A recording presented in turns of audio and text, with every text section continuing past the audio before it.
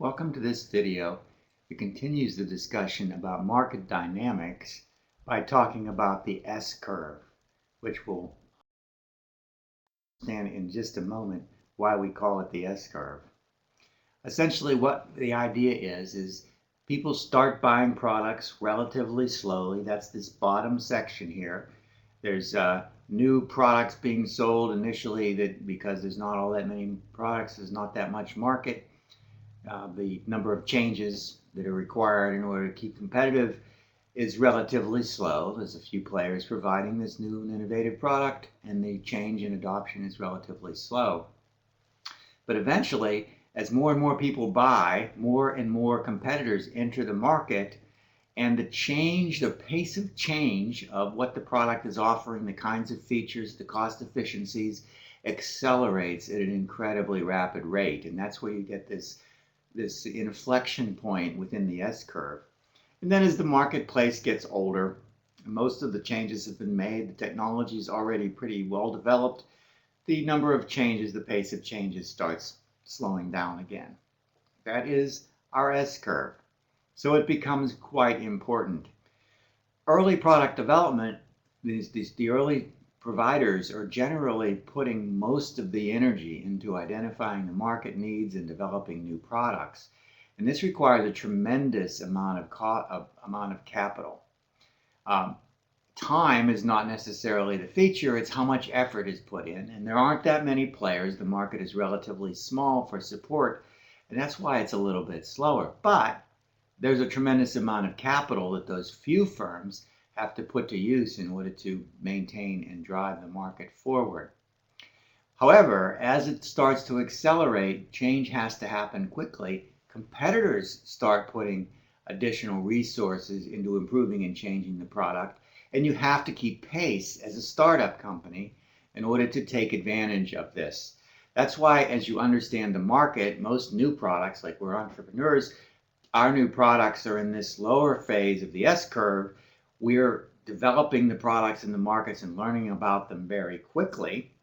And we're learning very quickly, but the marketplace is following the leaders in a sense, the developers. But eventually the market demand, the customers drive the market, and that causes this acceleration in what product features and functions are added and efficiencies and the like, which also means tremendous capital is needed during this period of time.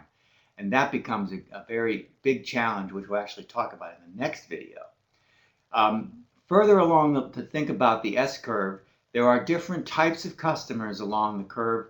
The early ones at the bottom of the S-curve are innovators. They're helping you develop your product, actually. They're really partners. They're buying the product, but they're helping you develop it. Once it gets developed, we have what are called early adopters. These two early sections are generally not that price sensitive.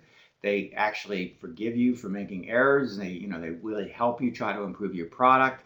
They want to be the first one to have a certain product, and they're willing to give a little bit of extra in terms of price, but also in terms of hassle of getting to help get the products up and running. Then you have the early majority as the product starts to gain force, the later majority, eventually the final people to buy the latest thing, which are the laggards. That last person to buy an automobile, or the last person to get an iPad, the last person to switch from to downloading music onto your iPod. Those are the laggards. So that's why not only is there a description or a implication for how much energy and capital is needed to maintain the market grows, when you have to put more energy into it, your customers change. You have different types of buying patterns. They're looking for different things. Generally, once that acceleration point is passed, customers are looking for value. They don't want to be the latest. They want to become much more competitive. We call that the chasm. Jeff Moore has written books about this. They're very good books. Just this short description we'll have in our next video is not enough. You might want to go read Jeffrey Moore's books. That's with a G. Jeffrey. So let's talk about crossing the chasm and some of the operating and management and marketing challenges that come from this acceleration of customer needs and the changing type of customer purchase decision. We'll talk about that in our next video.